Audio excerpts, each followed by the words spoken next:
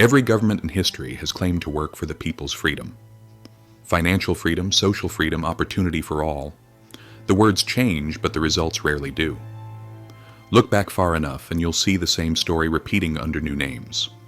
From ancient Rome's silver coins to modern banknotes and digital money, the real pattern is simple. The system isn't designed to make you rich. It's built to keep you dependent. When Rome started to lose its power, its leaders didn't tell the people the truth. They didn't say, "We've run out of money." Instead, they quietly reduced the silver content in their coins. The coins looked the same, but they were worth less. The empire kept spending, the citizens kept trading, and slowly, without realizing it, everyone's savings lost value. That was the first great act of financial theater. The illusion of stability, while value disappeared behind the curtain. Centuries later, the same trick came back with new names and new justifications. Every era invents its own financial language. Words that sound smart enough to discourage questions.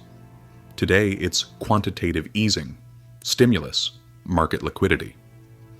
Before 2008, almost no one had ever heard those terms. Then, almost overnight, they became normal.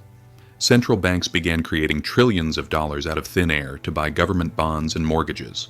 They said it was to prevent collapse, and technically, it did. But what it really did was inflate asset prices, stocks, real estate, bonds, things owned mostly by the wealthy. The result? The rich got richer, and the average worker saw only higher prices and fewer opportunities.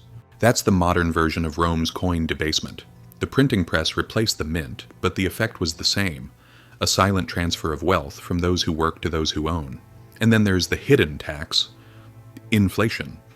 Most people don't think of inflation as a tax, but that's exactly what it is. Instead of openly raising income tax, governments let prices rise faster than wages. The gap between the two quietly eats away at your savings and your purchasing power. You feel poorer, but can't point to a single law that caused it. That's why inflation is so convenient for those in charge. It reduces government debt without anyone voting for it. You might feel richer because your salary went up, but if the cost of everything else rises faster, you're actually losing money, just slowly enough not to notice. The truth is, governments love inflation because it hides their mistakes. It's an invisible debt collector that works 24/7, taking a little bit from everyone while no one pays attention. And the rules that are supposed to protect you, they often protect the powerful instead. History proves this again and again. In the 19th century, it was railroads. In the 20th, it was oil companies. Today, it's big tech and finance. The biggest players help write the very laws meant to restrain them. Governments use regulation as a symbol of fairness, but behind closed doors, the insiders draft the loopholes. The public sees order and safety. The elites see opportunity and control. War finance tells the same story. During the world wars, governments urged citizens to buy bonds to fund the fight for freedom. It was presented as patriotism, and people believed it. But those same war bonds also guaranteed profits for the wealthy investors who bought them first and sold them last. The wars eventually ended, but the debts and the interest payments lasted for generations. Today's trillion-dollar defense budgets follow the same formula: financed by debt, paid by future taxpayers, profited from by defense contractors and investors. And when the system begins to strain, they turn to the oldest trick of all: complexity. Thousands of pages of tax codes, budgets filled with jargon, financial systems so convoluted, even the experts can't fully explain them. In ancient times, the proof of corruption was in the coins themselves.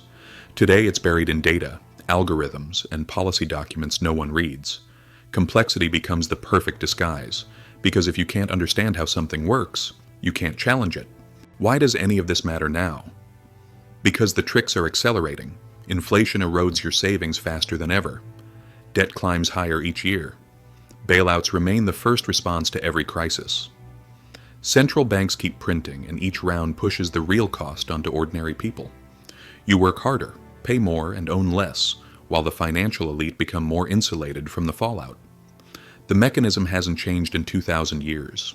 Only the technology has. Most people never escape it because they don't even know it's happening. They think inflation is natural. They think debt equals progress. They think bailouts are acts of kindness. They believe the official story because questioning it feels too complicated or too depressing. And that ignorance, that quiet, comfortable blindness, is the most powerful trick of all. You can't resist what you don't see. and those in power depend on that. An uneducated public is easy to control. That's why real financial education is more than just knowledge. It's a form of resistance. Once you understand how the system works, you stop falling for the same promises dressed in new words. So what can you actually do? Start small, by asking questions. When a government announces a stimulus, ask who benefits first. When inflation rises, ask who caused it. When new regulations appear, ask who wrote them. Build wealth that isn't tied to printed money, skills, businesses, resources, land, creativity. Don't rely on promises from institutions that have failed generations before you. The system doesn't protect you, it protects itself. The truth is, you can't beat the game by playing it the same way everyone else does. You have to see it for what it is. You have to step outside it. History doesn't repeat itself exactly, but it rhymes in ways that are hard to miss once you start listening. The same tricks that drained the citizens of Rome now drain modern bank accounts, just dressed up in better suits and digital screens. The question isn't whether the system is fair. It's whether you'll recognize the deception before it takes everything you've built. So, when you hear words like stimulus, quantitative easing, or necessary inflation, remember, these are just modern names for ancient tactics.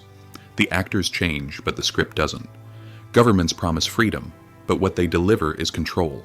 Control through money, through policy, through illusion. And once you understand that, you stop being a spectator in their game. You start becoming the kind of person they can't fool anymore. Because real freedom, financial or otherwise, begins the moment you start questioning the story you've been told.